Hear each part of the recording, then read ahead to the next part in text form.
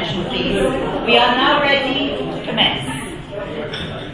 Good evening, welcome. My name is Meryl Wynne Davis. I'm co-director of the Muslim Institute, and I'm sitting here tonight in some splendour. Where I come from, they would call this the Save Vowel, the big seat, which we use to control the crowd or to chair baths. You may decide at the end of the evening which is most appropriate. Now, we are gathered here this evening to celebrate the third annual Ibn Rushd lecture, and I'd like to give special thanks to the Halal Food Authority for once again their sponsorship, which made this event possible. The lectures are named in honour of Ibn Rushd, who was one of the great minds of Muslim scholarship. Regulars will be aware that our previous lectures explored the contribution and contemporary relevance of Ibn Rushd's ideas. Well, this is the Muslim Institute, so after the eulogies comes the critical scrutiny. Now, it's not for me to preempt what our distinguished speaker will have to say, perish the thought. However, I would merely note how often one hears statements such as Ibn Rushd defended philosophy from the attack of Al-Ghazali, as if we're talking about a contemporaneous rat-a-tat between rival contenders for the once and only, good for all future time, crown of sole champion of right and proper Muslim thought. And, according to some, it was Al-Ghazali who won, and that may, according to many, have been a questionable decision on points from an increasingly biased panel of judges. No matter how often such guff is recycled, repeated and repackaged for popular consumption, it just ain't so. Not least of the updates required being that any actual encounter would have been impossible since Al-Ghazali actually predated Ibn Rushd, having died a quarter of a century before Ibn Rushd was born. So somewhere along the line, the generality of Muslim understanding has, to put it politely, got its wires crossed. We big up the heritage, stand pat on what we take to be tradition, and in the process, what actually was said and thought and done in our history fades into abstruse obscurity, only leaving us to be inordinately proud and smug that once we thought that our forefathers had big ideas and influenced everybody. Why else would they all have acquired Latinized names? Yes, we Muslims knew a thing or two, and it's shameful that nobody gives us the credit for all the big thinkers we once produced. Why, it's positively Islamophobic the way our contribution to history is neglected. Today, oh well, of course that's a different matter, it's all politics, isn't it? Well, the Muslim Institute is not here for cosy self-congratulation. Wearing a warped conception of Muslim philosophy as a badge of pride is no preparation for participation in the polylogue of ideas of an increasingly interconnected world of multiple troubles, urgently in need of reason, ethics, and a very large dose of humility. And that is politics, as well as economics, ecology, culture, and society, as well as religion. And I must say that the prevalent myth that there is one big answer, that there is an instant formula, and that we Muslims have it if only we can capture and apply it properly, like it used to be used in the good old days, is the essence of the sort of hubris that demands our largest dose of humility, not to mention the goodly application of reason, the kind that comes from sound information that leads to better understanding and more enlightened judgments. In which case, we could not be in better hands tonight than those of our guest, Ebrahim Moosa. Ebrahim was born in Cape Town in apartheid era South Africa. He set sail on a journey of discovery of the classical Islamic tradition in the madrasas of India, including Darul Uloom Deoband. Yes. Nothing like going to the top. Therefore, thereafter, he flirted with journalism here in London, dabbling in what he ever so politely and probably over-generously terms the ambit of the public intellectual.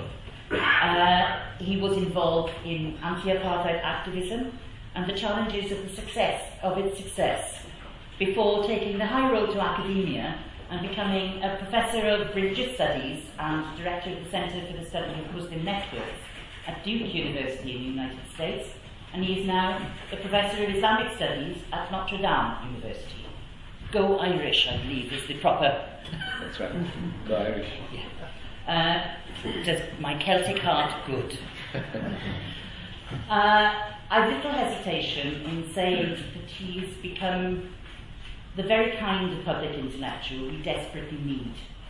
Someone who's not only passionate about the heritage of Islamic intellectual tradition, but actually understands and reasons through it with the tools made available through the interaction and cross-fertilization of diverse scholarly traditions, and who can makes it available with clarity, panache, and searing insight.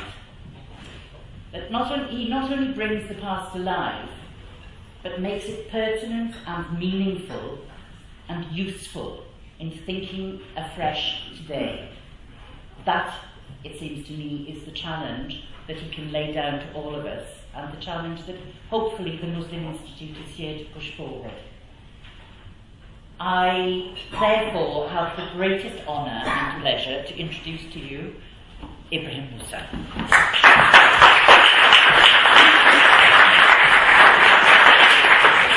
Bismillahir Rahmanir Rahim. Assalamu alaikum wa rahmatullahi wa barakatuh. Good evening. Thank you, Meryl, for that wonderful and generous introduction. I must say, among introductions that I have, few of them have been so succinct and so meaningful in the way you put it. So I really appreciate what you have said. And I don't say this just to be kind, but with a deep felt appreciation.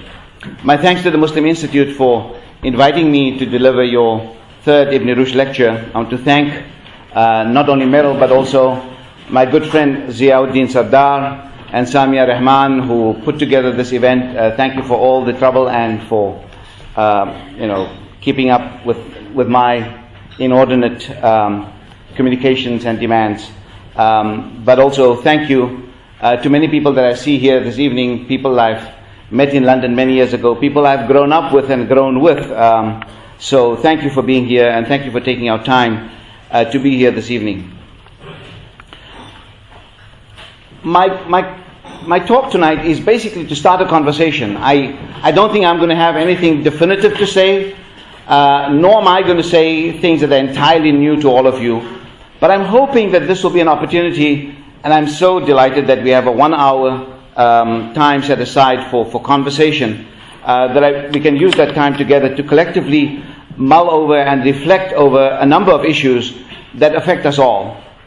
So think of this as a number of pointers, as opportunities for conversation that I want to start this evening and hopefully continue as we go along. Trying to make, between Ghazali and Ibn Rushd, ethics, reason and humility. Trying to make sense of the declining fortunes of Muslims on the world stage. A variety of Muslim thinkers have been trying to find answers for the setbacks the Muslim Ummah endured since the 18th century, if not earlier. Some blame the ulama, that is the religious scholars, as being out of sync with societal change for some time, and that their methodology or methodologies have reduced Islam to a rigid model of law. More specifically, many argued that the ulama rigged the system in favor of their own authority and encouraged only obedience to past religious authority called taqleed. And they forbade the free use of reason and interpretation unshackled from past authority called ijtihad. So they forbade ijtihad and pushed for taqleed. Many blame Muslim mysticism, tasawwuf or Sufism, for having a deleterious impact on the psyche of the Muslims, on the psyche of the Muslim masses, and it served as a door to superstition and the use of charismatic authority, resulting in cultural and political decline. Other ideologues blamed the absence of an Islamic political authority as the reason for Muslim decline. Despotism destroyed the spirit of creativity in Muslim societies, said Abdurrahman al-Kawakibi at the beginning of the 20th century. Some went even so far to say that after the righteous caliphate for the Sunnis, there was no real Islamic governance, while for the Shia, the authenticity of Sunni rule and hegemony was always questioned. They, the Shia, awaited the millenarian return of the Imam until Ayatollah Khomeini inserted the rule of the jurist as an intermediate role until the return of the millennial figure. But a more popular narrative goes like this. The real intellectual decline started with Abu Hamid al-Ghazali's attack on philosophy, a move that over time resulted in the crippling of rational thought in Islamdom. We also know that Abu Walid ibn Rushd, whose memory we honor here this evening, and I consider it a privilege to deliver this lecture, offered a spirited defense of the philosophers whom Ghazali had condemned of heresy, especially Ibn Sina, and to a lesser degree Al-Farabi. Despite Ibn Rushd's defense, Ghazali was more beloved by the Muslim religious intelligentsia, and hence intellectual corruption spread faster, and the virus of anti-reason destroyed the hard drive of Muslim rational thought. Or so goes the story. Even a distinguished philosopher and scholar like Simon van den Berg echoed such sentiments when he wrote, quote, "In the struggle in Islam between philosophy and theology, philosophy was defeated and the final blow to the philosophers was given in Ghazali's attack on philosophy." End of quote. The late Moroccan thinker Muhammad Abid al-Jabari, whose work I really appreciate, he too made a career from this line of thinking. Jabari went so far to say that were it not for Ghazali, and were fortunes more favorable to Ibn Rushd, and Ibn Rushd had become the reigning thinker in the Muslim world, then surely the enlightenment would have occurred on the northern shores of the Mediterranean and not on the European side of the waterway. Needless to say, these are all comforting but hasty explanations which in the idiom of the Quran, la yusminu wa la yughni min ju', in the idiom of the Quran, these neither nourishes nor does it sate one's hunger. In my weaker moments, I call these kinds of explanations to be a historiography of wishful thinking at worst, and a historiography of scapegoating to indicate the poverty of thinking. Thankfully, these kinds of quick fix explanations are often offered by ideologues and made up by historians who fail to acknowledge complexity and change. For instance, one will not find any of these kinds of explanations in, say, the work of Ibn Khaldun. My quick retort to supporters of this quick fix explanation goes like this. If the rational tradition in Islamdom was as delicate as a spider's web, then the criticism, and that it succumbed to the criticism of one scholar, and it could be demolished by this one scholar, then it was a fairly tenuous affair to begin with. Of course, the history of the development of mathematics, science, astronomy, and other scientific achievements after Ghazali all belies all the claims that Al-Ghazali destroyed reason or philosophy. And such simplistic claims, I hope that after this evening, will not be ones that we will be trafficking in. How does one account for dozens of Central Asian philosophers, Persian ones, and scholars in India, and especially the great Mullah Sadra, who developed centuries after Al-Ghazali? Now, it is fairly well known that Ghazali, who was born in 1058, somewhere 1058, 1059, and died 1111, wrote an elaborate refutation of the Muslim philosophers. He called his book The Incoherence of the Philosophers. It's a fairly complicated book, lacking in structure, and bears a very polemical tone, and in order to fathom it, it requires quite a bit of attention so that one can grasp its author's arguments and intentions. Ghazali refuted several of the opinions of the Muslim philosophers, but he especially targeted them for three doctrines which he believed were contrary to established Muslim teachings and dogmas of belief. The philosophers, he said, believe in one, the pre-eternity of the world, and that all substances are pre-eternal, contrary to the notion held by Muslim doctrine during his time that the world was created and it did not emanate from some eternal being. Second, the philosophers also claimed that God only knew the universals and that divine knowledge did not encompass the temporal particulars. In other words, God only knew the big picture of things. He did not worry about the kind of smaller pieces of the clockwork. And finally, the philosophers did not believe in bodily resurrection and the assembly of humans on the Day of Judgment. Based on these claims of the philosophers, Ghazali then went on to anathematize, takfir, of those who held such beliefs. 15 years after Ghazali died, the great jurist, philosopher and physician Al-Ghazali Ibn Rushd was born in 1126. At the age of 72, the year 1198, he died in Marrakesh, but his body was taken to his beloved Cordoba, where he was finally interred. In history, Ibn Rushd is known for many things, for his writings on law and philosophy, but for also coming to the defense of the Muslim philosophers following Ghazali's criticisms of them. It's important to pause here and provide you with some kind of detail as to how Ibn Rushd defended the philosophers. What were the real matters of detail in Ibn Rushd's defense? What were the real matters of disagreement? Grasping the big picture of a narrative is a good strategy to organize one's mental map of things, but often details are required in order to enhance a more nuanced understanding of things. Not the devil, but rather the angels dwell in the debate. Angels of this debate lie in the details. Let's recall that Ghazali charged the philosophers on these three issues on the basis of what he says, interpretive error. There was a huge error of interpretation. So how do the claims of the philosophers amount to unbelief in Ghazali's view? His definition of unbelief is strict. This is how Ghazali's definition of unbelief goes. Any interpretation that amounts to falsifying the Prophet, or that amounts to contradicting his teachings, amounts to unbelief, kufr. Now, there was a consensus that supported in the mainstream some of the things that Al-Ghazali said on these three doctrines. But this is a very problematic definition that Ghazali gives, that says anything that which is takdibur Rasul, any interpretation that leads to the falsification of the Prophet. And one has to pass that as to what he's trying to mean there. So the philosopher said Ghazali made their claims based on a faulty interpretation that God only spoke in literal terms in order to satisfy the ordinary folk, when the real meaning was allegorical.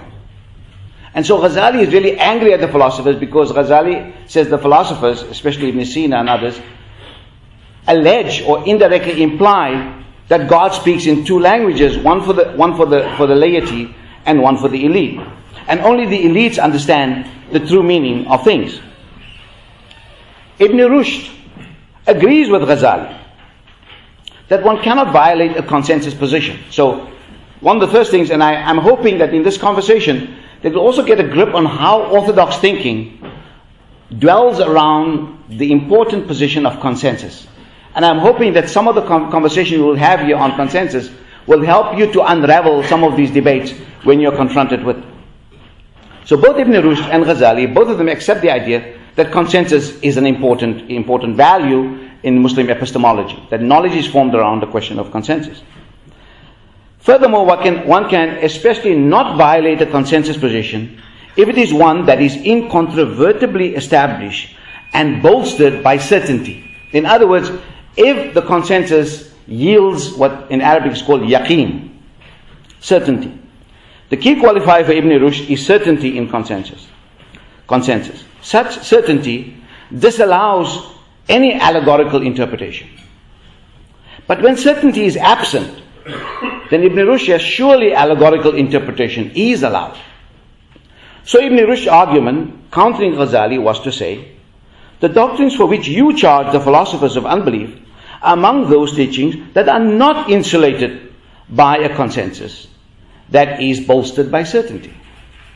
The doctrines that you say that the philosophers have gone wrong in interpretation is not a consensus that is insulated by the question of certainty.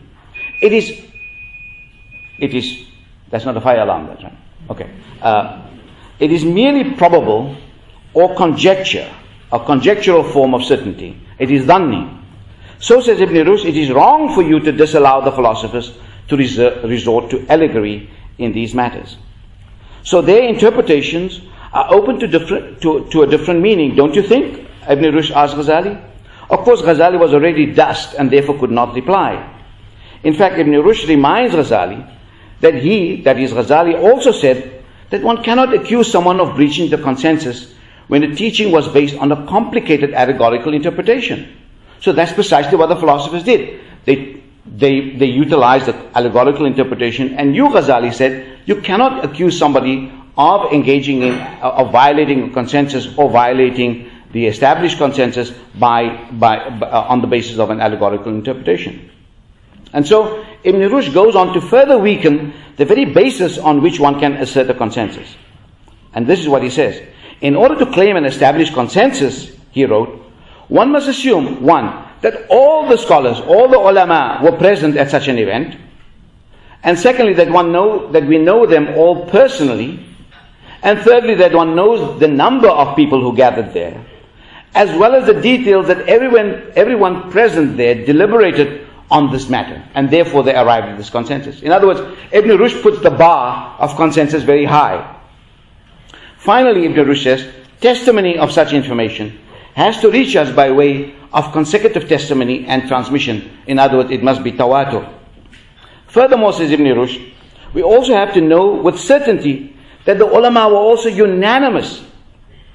And here's the other point, that the ulama were unanimous in never claiming that the Sharia has an esoteric, that is a batin, and a zahir, an exoteric explanation. In other words, the other point that Ibn Rushd wants to come to the defense of the philosophers is that the philosophers said that there are two meanings. What we talk about allegory, something can have an inner meaning and something can have an exterior meaning. Something can have a zahiri, that is a exoteric meaning, and something can have a batini, an esoteric meaning. Because once he can establish that was something that was allowed, that people could use that kind of interpretive strategy, his philosophers are home and dry, and they are out of hell, so to speak. The hell that Ghazali tried to put them in.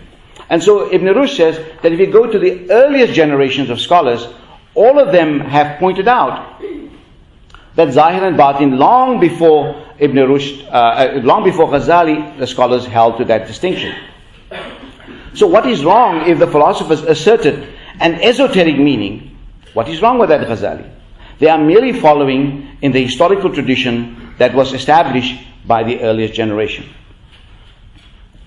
Then Ibn Rushd also further goes on to say, and Ibn Rushd now, if we read him from today's perspective, it becomes a little bit kind of conservative, we would say. Furthermore, he said the earliest generation never required those who were not qualified in matters of knowledge to admit to esoteric meanings. In other words, Ibn Rushd said that esoteric interpretation, that is hidden and inner interpretation, is only permissible and allowed for those who are qualified. In practical matters of faith, Ibn Rushd argues, agreement is highly valued, and therefore you must have consensus in those matters that are of a practical faith. But in speculative matters, nazariyat, these require investigation, and it is well known that in every age a group of scholars dissented on such matters and did not require everybody to sign on to such topics with unanimity. So Ibn Rushd rebuts Ghazali's criticisms by saying that the issues on which he criticized the philosophers are matters whose truth are subject to complex investigation. Hence one cannot expect unanimity, and so consensus is elusive. And so Ghazali's charge falls flat when he says that these scholars held those views, and therefore that their views are no longer consonant with the tradition. Ibn Rushd says that in the tradition already there's enough room and leeway to make this possible, to make this disagreement possible. Ibn Rushd also corrects Ghazali's characterization of the philosophers' claims that God does not know the particulars and only knows the universal. I'm only going to use this one example and not enter into further discussion on this point. That is a complete error that Ghazali makes as Ibn Rushd. What the philosophers said was something very different from what Ghazali understood. The peripatetic philosophers believed, the Masha'in, they believed that God knew things in a way that's very different from the way we humans knew things, including how God knew the particulars. When we claim that we know something as humans, what actually happens is this. What we claim to know is actually the effect of the thing. That is, we see this watch. What we now know is the effect of this thing, and that's what we know. It's the perception we carry is an outcome. When God knows something, He knows it differently. God causes all things. God creates all things. So God's knowledge of things precedes the existence of a thing.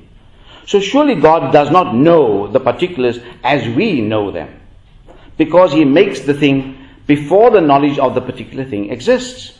In fact, God manufactures the thing plus the knowledge of that particular thing at the same time, I would argue. The philosopher's point was to say this: one cannot compare our knowledge and God's knowledge of particulars and specificities as being identical processes. These are two completely different things, the way we know things and God knows things. Our problem is that we do not have a language that is capacious enough to describe God's way of knowing and knowledge in a different manner to the way we describe our own knowing and our knowledge. We use the word knowledge in both senses when we attribute it to ourselves and to God, and therefore it has got to do each word, the word when we use it in reference to God or when we use it in reference to us, the word has to do a great deal of work in each instance. Ibn Rushd has a lot of things also to say and defending the philosophers on the eternity of the world, but if this was a little bit hard to follow, then I'm not going to go there at all. In his attack on the philosophers, I think Ghazali has been somewhat unfair towards the philosophers. In his own words, in the conclusion of his Incoherence of the Philosophers, Ghazali asked a rhetorical question. At the very last page of his book, The Incoherence of the Philosophers, Ghazali says this.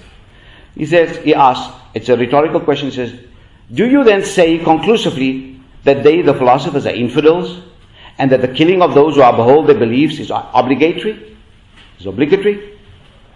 Remember the philosophers Ghazali attacked were dead already, and so the question was, what are you going to do with the people who follow, who are in awe of the opinions of these philosophers? In other words, if they are infidels, they must get the sword. To which Ghazali replies that pronouncing the philosophers infidels is only in terms of 3 questions. He tries to minimize it now. It's only 3 questions. Since these 3 doctrines do not agree with Islam in any respect, end of quote.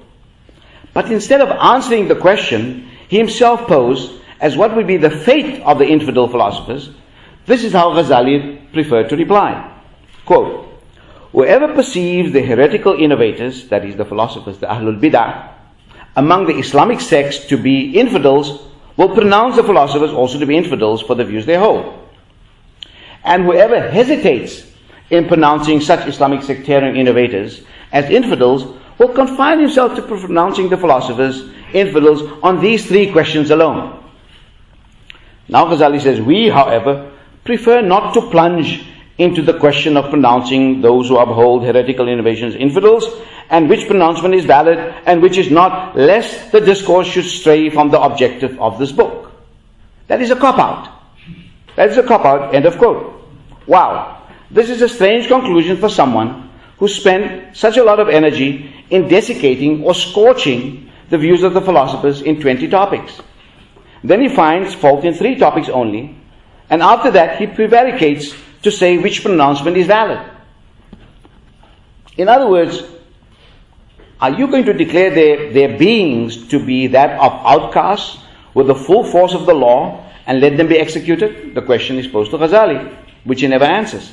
Surprisingly, he says, I only call the philosophers out on 3 issues, and he hints that he does not boot them out of the community of Islam or anything worse. Rather, Ghazali prefers to prevaricate, and he says, I'm not going to say which pronouncement is valid and which is invalid. When Ghazali said that these 3 doctrines do not agree with Islam in any respect, he might have had, in my view, a senior moment. or he made these claims before he reached a much more nuanced position on these matters. Because I think this is a very early book of his that he wrote in his earlier phase when he was still a very kind of a pugnacious intellectual, and that's before his Sufi phase. And this might have also, as I will explain in a minute, be contaminated by politics. For indeed, in a later work, Ghazali creates a methodology in order to create flexibility so that we can interpret people's beliefs with so much latitude that they remain within the fold of Islam. And that is the book that he wrote called Faisal al-Tafriqa Bain al-Islam al-Zandaqa, the decisive criterion between Islam and mass unbelief. In that book, he creates a lot of room to make it possible that an interpretation would make you fall inside the Islamic camp rather than outside the Islamic camp. Ghazali argued that all doctrinal statements, that is, he argued in this book called The Decisive Criterion, that all doctrinal statements can be assessed along a hermeneutical spectrum. A statement can either affirm the essence of something or of a doctrine or belief, or it can affirm the sensory experience of something like smell or vision. It could be something conceptual, in other words, one designs a concept and then affirms a meaning according to the model of a concept. Or something can be abstract and have a cognitive existence. Or sometimes one explains something by affirming it by way of analogy. In other words, this is similar to that, therefore this is okay. So Ghazali then creates this kind of 5-level hermeneutic. Something has essential existence, sensory existence, conceptual existence, cognitive existence, and analogical existence. And he says, if you do interpretation that affirms one of these 5 kind of interpretive spheres, then it's okay, you fall within the Islamic camp. So why did Ghazali not give the philosophers the benefit of doubt of this 5-fold framework of his? That is not always clear why he did so. There's both a speculative explanation on my part and possibly a political explanation. The speculative one is that the philosophers were so clear and obsessed with their version of the truth that they forgot about the plurality of explanations, since only one answer could be right and be the truth.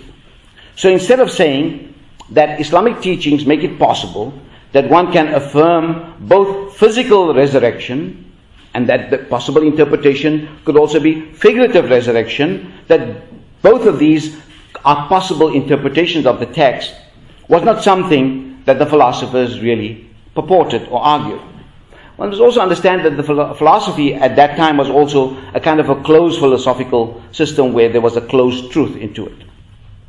Furthermore, they were so sure of their answers that they went on to say things like, well, actually God only spoke of physical resurrection so that the ordinary people can understand.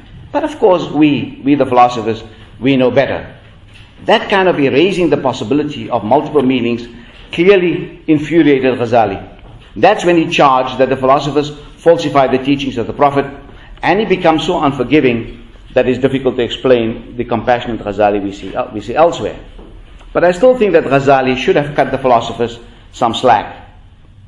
And it's quite interesting that I think that this might be part of the thing that when Ghazali becomes political, he becomes unforgiving. So I'm increasingly of the view that Ghazali had political motives in weakening the aura of the philosophers.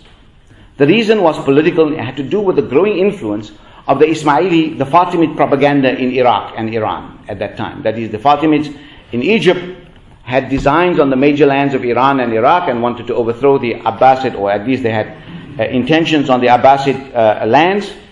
And so they sent out the missionaries to these regions and were being successful at that. Part of that missionary charm was to induct people into philosophy and the high ideas of philosophers. And once people get mesmerized by the sophisticated ideas of the philosophers and they start to believe in them, then they think that they are then a special class and they are above the laity. And that is the point when the Ismailis then indoctrinate the people to believe in an absolute authority, in the Imam and the authority of the Imam, and then a politics of extreme loyalty begins. So philosophy enjoyed a certain aura of invincibility as a form of superior thinking, and it became the recruitment tool for the Ismaili dawah. So it seems that Ghazali tried to dent the armor of his political adversaries with the critique of some of the philosophical points of view. It was not a critique of philosophy per se. He did acknowledge the value of philosophy. What it did mark was the uncritical adoption of philosophy by some of his admirers. And the way he marks it says, people go around and say words like Socrates and Bocrates, and he said like Socrates and Bocrates, like he mocked around and so on. Now here is the irony of all this. Not only Ghazali seemed to have reservations, had reservations about philosophy and so on, but as much as Ibn Rushd was an advocate for rationality, he was equally a person of his time.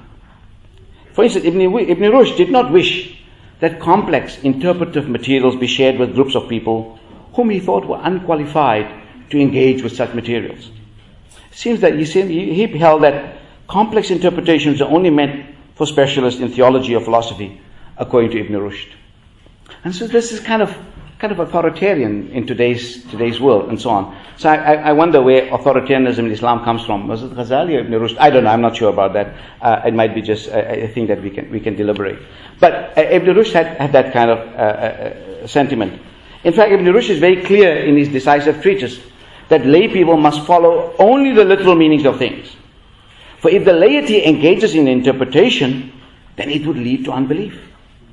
And anyone among the specialists, and if you are a specialist, if you are a theologian, and you dabble in publicizing your finely honed theological arguments among the lay people, then you are actually inviting lay people to unbelief. And he asserts that anybody who invites people to unbelief is an unbeliever himself. Ad-da'i ila al-kufri kafirun. That someone who invites other people to unbelief is himself an unbeliever. So if you now show your sophisticated theological tools in front of lay people and they must understand and they're going to go on the road of unbelief, then you are to blame. Now I don't know what role I'm playing here tonight, but I don't think you people are lay people. Okay, I don't think any of you are lay people. I think you've all been graduated to master's, PhD or something higher. And those scholars, but anyway, so and those scholars who use other forms of reasoning, and this is also more Ibn Rushd, who use other forms of reasoning apart from demonstrative reasoning that Ibn Rushd called Burhan, and if you use reasoning such as dialectical reasoning or poetic reasoning like Ghazali did, Ibn Rushd points out, then that is a huge mistake. Ibn Rushd actually gives us an explanation and explains why Ghazali did use those forms of reasoning. Actually, Ghazali comes out quite good. Ghazali, he says, meant well with his multiple modes and styles of writing. What was Ghazali after? Ibn Rushd says he was interested in expanding the circle of the learned. But unfortunately, says Ibn Rushd, Ghazali, by trying to broaden the circle of the learned people, had the opposite effect. He expanded the circle of those who engage in mischief, Ahlul Fasad. There is a double irony in Ibn Rushd saying this about Ghazali. Ghazali too wrote a book saying that one should not publicize dialectical theology among the lay people. He wrote a book called Iljamul Awam and Ilm al-Kalam, restraining the masses from the study of dialectical theology. Why? Ghazali's reasoning was, if lay people come to hear and lay people get wind of the complicated inner workings of theology, then they might lose their reverence and awe for the doctrines of faith. Actually, in the end, Ibn Rushd says that the writings of people like Ghazali that results in confusing lay people should be done, what should be done to it? Should be banned by the political leaders of the Muslims. That the political leaders of the Muslims should ban these kinds of books that spreads theological views in a register that is not satisfactory to Ibn Rushd. In other words, lay people should not traffic in those kinds of ideas. Interesting that people invoke the authority of governments and so on. Today we wouldn't name this kind of action to be a call for censorship. But in Ibn Rushd's day, it was normal. Despite the fact that Ibn Rushd's books were burnt and he was exiled by his very patron, he still sees the value in the censorship of some books. He was censored. He was sent to a village remotely. In fact, it was a village of Jews, largely Jewish community. And in fact, later historians are saying that they don't think Ibn Rushd was authentically Muslim. He must be of Jewish background. So bad was it for him. I mean, Judaifying anybody is a kind of a deadly thing, right? So it's an old trick. It's an old trick. It's not a new trick. So anyway, and despite the fact that this happened to Ibn Rushd, he still thought of the idea that banning books was a good idea, and he wanted to take my Ghazali's books out of circulation. How bad could he be? But anyway, what this episode shows, that even personal experience notwithstanding, it was just not thinkable for Ibn Rushd to abandon some of the modes of thinking of his time. In other realms, he stood apart from his time. But he was locked, and this is the crucial part, he was locked into the political, cultural, and social imaginaries of his time, and it would be unfair for us to expect him to do otherwise. The same was also true of Al-Ghazali. There are several reasons why I raised this posthumous debate between Ghazali and Ibn Rushd. One is to stress the importance of history and the role of a fairly robust place for intellectual history and the philosophy of history, and that we should not be locked into the models of the past. Both Ghazali and Ibn Rushd all have made major contributions to thought, but they have a limitation. Let's hear my favorite Western thinker, Nietzsche. Nietzsche says, it's a long quote, so I hope you will endure with me.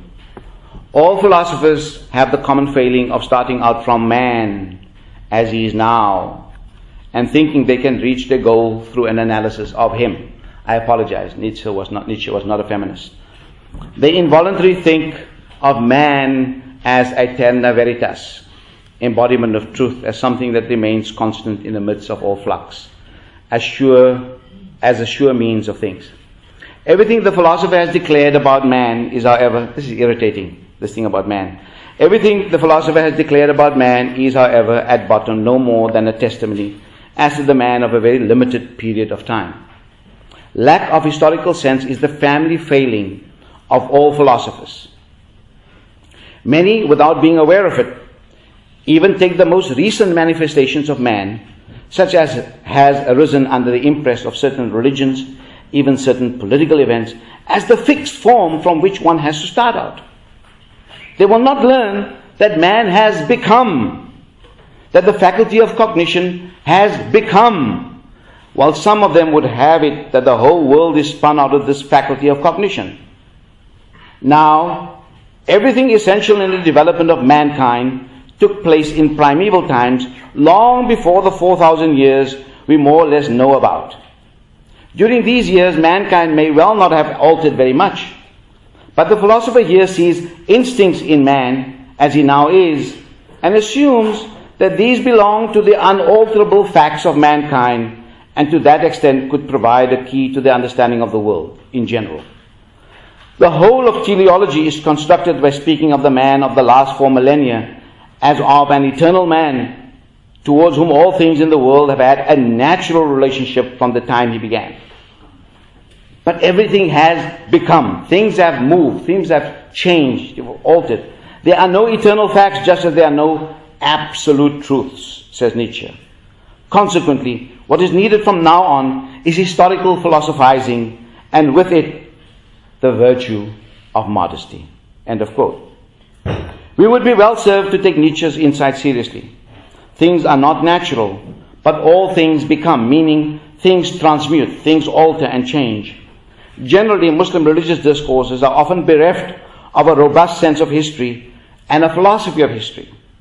Often hagiography passes as history, or history is subject to ideological whims, so that history becomes plastic to the needs of people's agenda. How often have we not heard that Ghazali defeated reason and philosophy, as Merrill so well pointed out, or that Ibn Rushd is the true but unsung hero of Islam? The truth of the matter is that this debate between these two figures carries much more subtle messages. We often miss these messages because of our preference to craft quick fix explanations for whatever goes wrong in Muslim society. Someone in the past or the present has to be blamed. I call this penchant to find a scapegoat. So there is, in my view, an entire archive of scapegoat historiography that different Muslim groups have manufactured and utilized in order to justify their point of view. And of course, there is no limit to manufacturing conspiracy theories to further the blame game. If we learn anything from this response of Ibn Rushd to Ghazali's writings, then despite a few sharp edges, this is a very civil exchange. This is evidence that Muslims had a republic of letters in the 11th century onwards. That is, a republic of letters that scholars not only wrote for each other or to each other or promoted their students, but they also vigorously engaged each other in life and even when the interlocutors had passed. In fact, Ibn Rushd took one of Ghazali's major books on legal theory. Ghazali wrote a very important book called Al-Mustasfa in Usul al-Fiqh, and Ibn Rushd took that 2-volume book and made an abridgment of that called The Necessary in Legal Theory, Ad-Daruri fi Usul al-Fiqh. One would not take a rival's book and adopt it if one thought that everything about your opponent was lamentable. That's quite an interesting exchange, that he saw that there was also value in someone with whom he disagreed. Secondly, both figures come from a world in which they distinguish between lay people and specialists in such a strong manner that it would disturb us today if we took their categories of distinction seriously. Thirdly, what each one of these very large figures in Muslim thought have shown is that reason and religious interpretation comes in different shades and forms. There are multiple ways in which reason and revelation mix to form different kinds of puzzles. While there would be debate over these puzzles, it's precisely the debate that is valued. Without that debate, there is no thought. Of course, one must raise the debate to higher levels. Ghazali himself said, "Al-haqa'iq idha ikhtalafat fala budda min ikhtilaf al-hudud." That realities, when they change, then you must also change your definition of things. Fourthly, in the realm of thought, and especially religious thought, there are acres of areas that are in the sphere of what medievals called nazariyat. Nazariyat means the realm of rational reflection for which there is no singular answer. Ibn Rushd showed that even in the area of doctrines, there can be ambiguity and a plurality of interpretation. This is precisely the lesson we might wish to take seriously today. There are a range of areas of thought, theological and moral, which fall into the realm of the rationally speculative. Even if Muslim religious source texts or commentaries commented on these matters in the past, even if the tradition had given answers and strong views on these matters in the past, they still remain just that. These are arguments based on forms of reason at that time. We are entitled to opine on these matters, these matters ourselves, even if it appears that the scholars of the past have reached a consensus on such topics. And I already showed you how to undo a consensus. Ibn Rushd would say, just don't surrender to the consensus of the past. You should query whether it is a consensus reached on categorical knowledge, or was it speculative knowledge. If they agreed in the past on something, then they did so on the basis of their knowledge that made them reach for one side of the shore. Was the other side even visible to them at the time? Theologians and Muslim jurists do quickly and rapidly respond to questions such as evolution, gender, sexuality, human rights and governance on the basis of theological doctrines that they have inherited. Often these answers they give are not very satisfactory. But what we learn is that consensus and doctrines are in many instances actually forms of work in progress. The religious imaginary does not have to get stuck on only one form of reasoning and imagination, especially not one from the past that is unworkable in the present. Evolution, for instance, is a complex matter of investigation. On what grounds can one claim or charge that the Muslim holding a view on this topic is wrong, when the question of a creator God is open to multiple horizons of interpretation? All the creation verses of the Quran are also open to allegorical interpretation. I found a very helpful perspective in the writings of Ghazali. In a little studied text known as the Canon of Interpretation, Qanun al-Tawil, Ghazali goes through a whole lot of literature, hadith and statements, etc., and he passes the meanings and the various expressions that on the surface sound very literal, but he finds in them allegorical meanings. Just one example, the hadith that says that death will appear as a black ram on the day of judgment, and then it will be slaughtered. Death will appear as a black ram on the day of judgment, and then will be slaughtered. Ghazali says, you can't take this thing literally, this black ram. What does it mean? None of this can be literally, argues. All this means is that mortality has ended, and this is allegorical, or others might say this is symbolic. In other words, it expresses something ineffable. Then he provides, in this book, that small treatise, he provides some sagely advice. When doing interpretation, Ghazali says, keep in mind three things. Number one, not everything is in one's reach, and things are not instantly understandable. Two, do not abandon reason. Reason is the vetting agent for everything we do.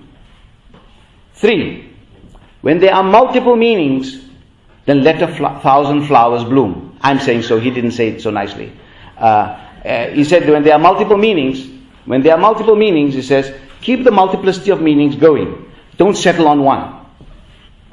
I think this is very good advice and helps us to formulate an opinion on different areas of interpretation. Ghazali also, so this is very important. So he asks us to keep these three things in attention. I would put it in a triangle that a lot of things we don't know and things don't instantly become understandable. That's the one angle of the triangle. The second one is do not abandon reason. The third one is when there's ambiguity, persist with the ambiguity, because if you're going to settle for one, then maybe you might be missing on something else, but keep it alive. But you'll have to make a decision to make things work. So in that moment you work and you implement it, but you know there are also other multiple meanings behind that. Ghazali also wrote elsewhere, he says, avoid relying on the authority of discursive tradition or collectivities, madahib. Seek instead the truth by way of inquiry, so that you become a person who holds an authoritative viewpoint. You become a sahibu madhab. And do not allow yourself to be in a position where you follow a guide like a blind person. The guide ostensibly directs you along a path. This is all Ghazali speaking. The guide ostensibly guides you along a path, whereas you are surrounded by 1,000 guides, similar to yours. Each warns you that your guide will lead you to peril and mislead you. Only when you act on your decision to follow your guide, then you come to realize the tyranny of your guide. When you decide to follow your guide, you then realize the tyranny of your guide. Therefore, there is no salvation except in independence, istiqlal of thought. Forget all you've heard and clutch what you see at sunrise. What use is Saturn to thee? If writing these words yields no other outcome save to make you doubt your inherited beliefs, compelling you to inquire, then it was worth it. Leave alone profiting you. Still Ghazali speaking. Doubt transports to the truth. Who does not doubt fails to inquire. Who does not inquire fails to gain insight. Without insight you remain blind and perplexed. So we seek God's protection from such an outcome. End of quote. Ghazali and Ibn Rushd push for the ethical. In Ihya Ulumuddin, in his major book, Ghazali reinterpreted acres and acres of Islamic thought in order to realize the ethical component of what thought was and what are the ethical outcomes. But he talked about the adab, that how do you cultivate virtues within yourself through the various actions. Next week you'll be starting to fast, and another time you go for pilgrimage and you'll be doing all the kind of good acts when you serve other humanity. How do you construct and how do you instill virtues in yourself? Ibn Rushd, in his major book, Bidayat al-Mujtahid wa Nihayat al-Muqtasid, the jurisprimer, at the end of that book, he says, I've written this entire book.